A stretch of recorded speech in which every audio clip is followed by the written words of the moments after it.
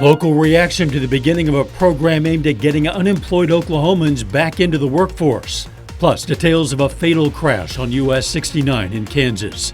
And what authorities say about the fire that destroyed an Edna, Kansas mattress factory. The 4 states' most watched news starts now. This week marks the beginning of a program aimed at getting Oklahomans back to work. It's a one-time $1,200 state payment to people who return to work at least 32 hours for 6 weeks. KOAM's Bronte Sorotsky caught up with the Grove, Oklahoma Chamber of Commerce to learn about the potential impact. Oklahomans are getting back to work. Extra incentive from the state is trying to help with that. Oklahoma is offering residents a one-time cash incentive to rejoin the workforce. Grove's Area Chamber of Commerce says the area could use more workers coming out of the pandemic. Back in April, we held a job fair here, and we had over 30 employers there, looking to hire. We only had 50 some odd people show up looking for jobs. And I know several of those that attended got jobs right there on the spot. That shows you how much of a need there is for workforce, not only here in Grove, but all of northeastern Oklahoma. A local store owner says lack of a workforce is putting a strain on local restaurants. It's time for folks to go back to work. That has put the most stress on the restaurants and some other places of business. They've had to put signs on their door closed due to no staff, which is sad for the business owner and everyone in the community. It's affecting tourism too, with many hotels understaffed. I know with a lot of our hotels and our resorts, they're doing a lot more situations where you have multiple nights required as part of a minimum stay. So because of their difficulties with housekeeping and such. And so the same thing is not only with our service industries, but also with our aerospace companies and different industries. With low volume of workers, local businesses will need to find new ways to operate until they can grow their staff. Just important every day, every weekend, and it's sad that folks have struggled with less employees. In Grove, Bronte Sorotsky, KOAM News. The stipend for this program will go to the first 20,000 Oklahomans returning to work for 6 weeks straight. The state plans to begin the distribution on July 12th. Oklahoma National Guard troops who've been assisting the state's response to COVID-19 will begin ending their assignment this week. The state health department says in a statement that the troops will begin transitioning out of the agency beginning on Thursday. Over a 15-month deployment, Guard troops help sanitize long-term care facilities, distribute personal protective gear, and transport testing specimens and supplies all across the state.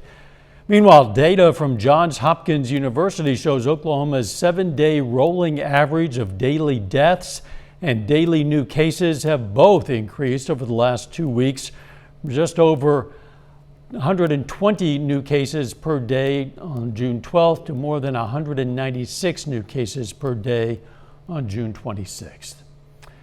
The Jasper County Health Department reports another COVID-19 death. This time it was a woman in her 60s.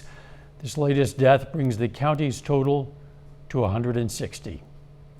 Doug Heddy joins us now with a first look at the weather.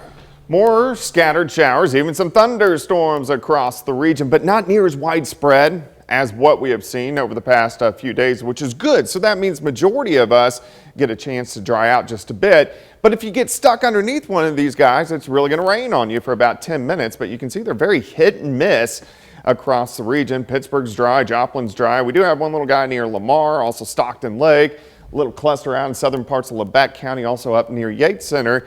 So it's only about 20% of us are seeing some scattered showers and thunderstorms. And I think that will be the case as we go through the evening hours. Just very hit and miss across the region, but they will start to increase a bit late tonight into tomorrow morning. A little bit more widespread, very similar to what we have seen over the past couple days, and that's what we're going to get as we go into Wednesday, also on Thursday. So of course I'm going to break that down for you here in just a bit. See you then. A crash on Highway 69 kills 2 people. Happened about 12 miles south of Fort Scott. Police say a car crossed the center line and hit another car head-on.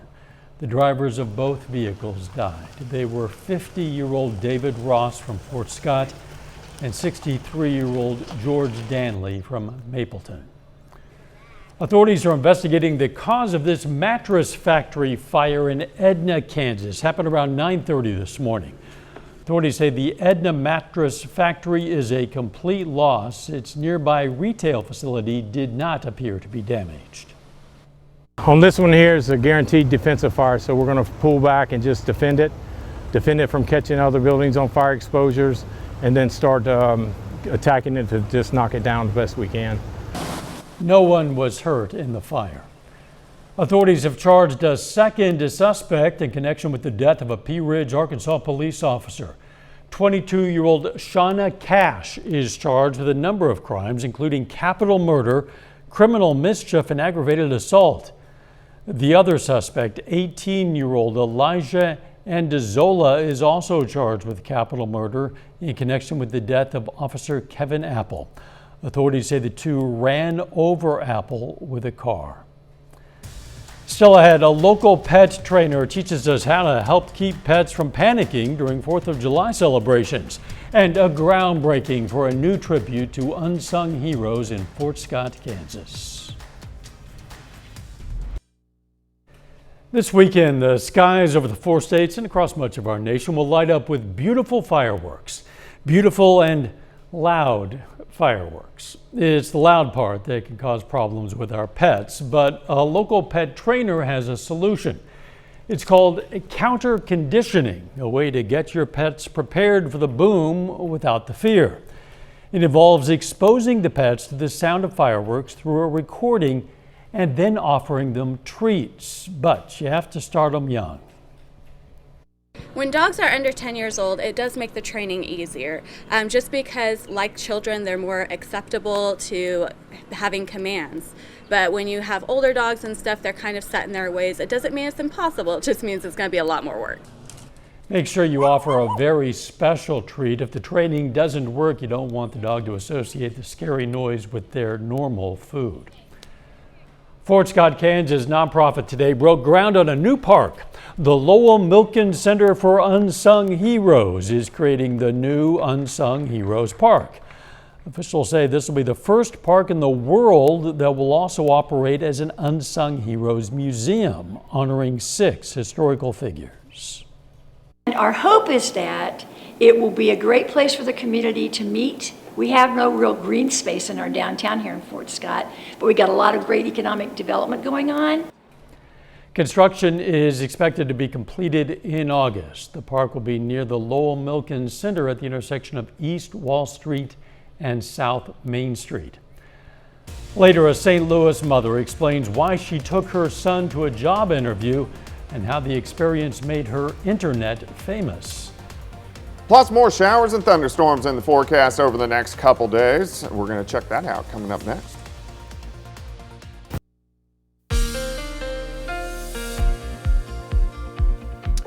Well, very warm, very humid once again for us today, and we've had isolated thunderstorms, not as widespread as we have seen over the past couple days. Isolated thunderstorms are kind of more hit and miss storms, and that's kind of what we are seeing as we go through the evening hours. So majority of us, even though you see a lot of rain on the radar, but majority of us are dry.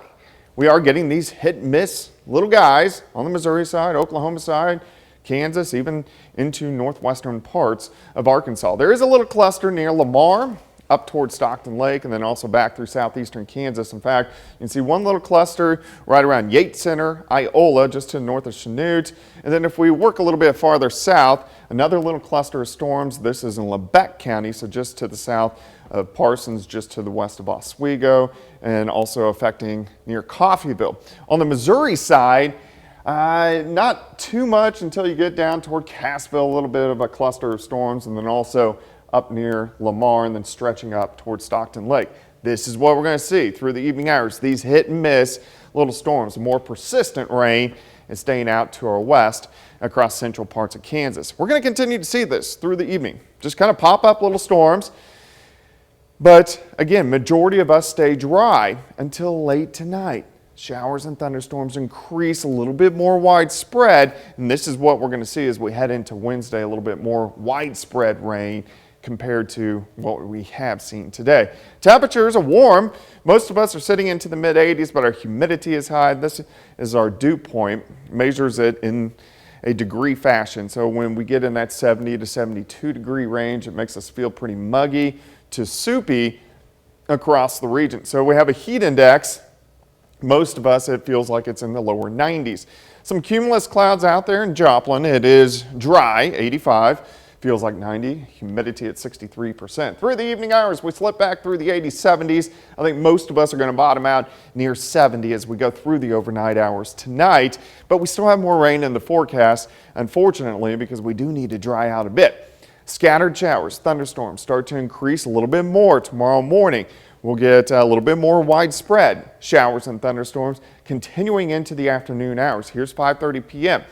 So let's look at your forecast for Wednesday. If you are getting up early, 70 degrees, 80 by noon, high temp of 85, but we could get scattered thunderstorms really any time during the day.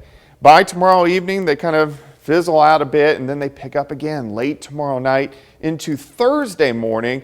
But on Thursday, we're going to get a cold front that slides through. So this will be our last round of showers and thunderstorms, and then we look pretty good. We start to dry out a bit as we head into the holiday weekend. However, we could still get some decent amounts of rain over the next 36 hours. Again, these are very hit and miss, so this is just kind of a rough estimate. Don't take it to heart, but I think a lot of areas, a half inch, maybe upwards to an inch, and some spots maybe 2 inches of rain over the next 36 hours. 85 tomorrow, 84 on Thursday. Friday looks great. Saturday looks great. The 4th in general looks pretty good. We get about a 4-day stretch of dry conditions, which is something we need. Desperately. So 4 straight days without rain is something that will be very welcome right now. It will. Thanks, Doug. Still ahead, an explosion rattles the Kansas City area neighborhood, and tonight authorities investigate what caused it. And Walmart announces it's getting into the insulin game. This was the scene yesterday after a duplex exploded in Raytown, Missouri.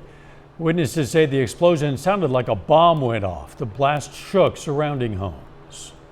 You know, like a bomb or something. You know, that's what it sounded like. Honestly, I'm just hoping everybody's okay. Police say they're treating the explosion as a crime scene for now. Flames were shooting from the building when firefighters arrived. Rescuers took 2 children out of the home and put them in an ambulance. Both were conscious and did not appear to be seriously hurt. Democratic Congresswoman Cori Bush of St. Louis filed a bill called the People's Response Act. It seeks to limit people's encounters with law enforcement officers and instead send social workers to certain incidents. Reporter Russell Kinsall has more. Congresswoman Cori Bush believes armed officers should not be responding to certain incidents. In a mental health crisis, or they call out in a substance use crisis, that the response is not one that is for treatment or someone who is skilled and appropriately trained to be able to de-escalate or to be able to work with that situation. The nurse and former protester turned congresswoman is proposing what many protesters have advocated: to avoid a potential tragedy, send a social worker in certain circumstances instead of an armed officer. If it's a health issue, then it should fall under Health and Human Services, and it should be people who are properly trained to be able to address those issues. Bush's bill is called the People's Response Act. It calls for spending $10 billion over 5 years. It would hire 50,000 social worker first responders and provide grants to local organizations and states that take a public health approach to crime. The St. Louis Mayor's office gave us this statement saying, "The People's Response Act is a thoughtful approach to connecting the right professional to the right call.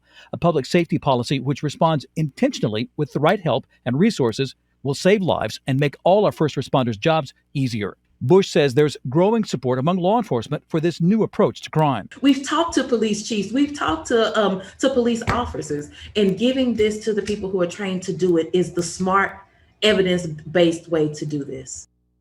The People's Response Act has similarities to the budget proposed this year by the new St. Louis Mayor, Tashara Jones.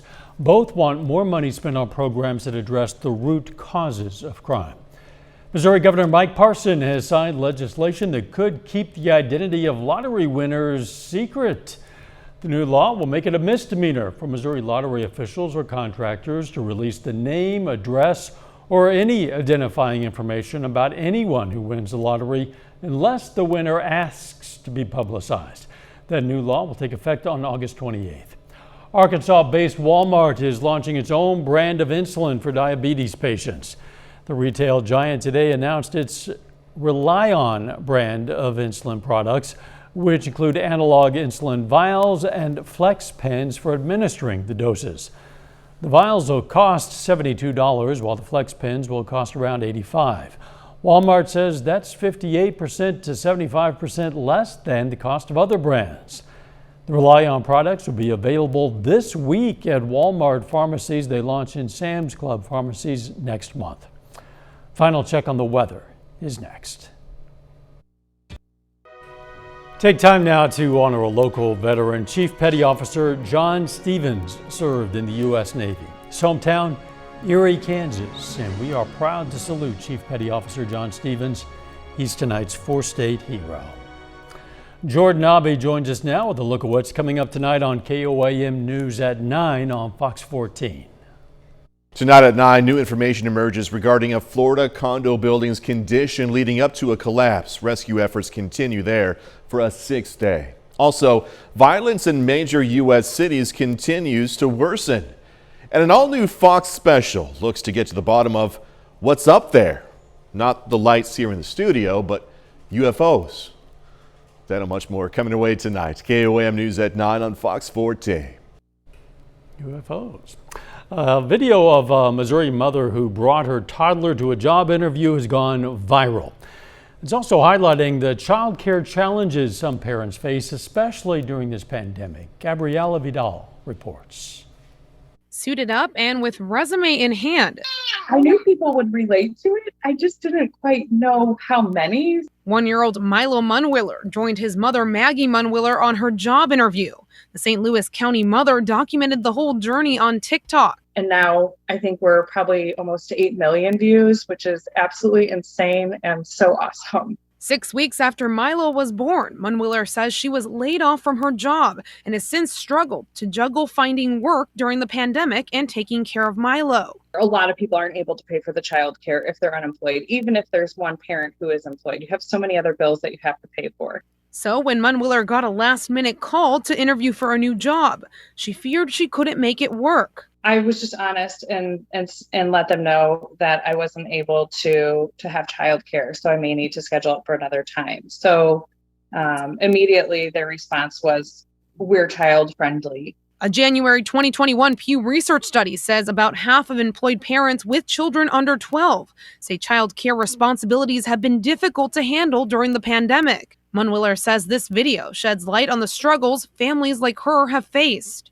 Hopefully employers all over will start listening to this conversation and read the comments. Comments all over her TikTok are now calling for more employers to normalize child-friendly offices or offering child care access. It's just such an important thing to continue this momentum to talk about it, hopefully do better as a country. Munwiller says she did get a job offer, but she says she plans to post updates to TikTok about her new job and her experience as a working mom. This remote working that we've been doing the past year led to a lot of changes, and among them is it's in some cases made child care a bit easier, I suppose. Yeah, absolutely. Yeah, I mean, our whole lives got turned upside down, and a lot of people, their jobs have changed from this, which is no doubt kind of interesting. Probably forever. The weather. Well, we got more rain, unfortunately. It's just going to be hit and miss throughout the overnight hours, but it is going to pick back up again, more widespread late tonight into tomorrow morning, but all moves out just in time for the holiday weekend. Thanks for joining us. We'll see you right back here at 10. Let's make it a great evening.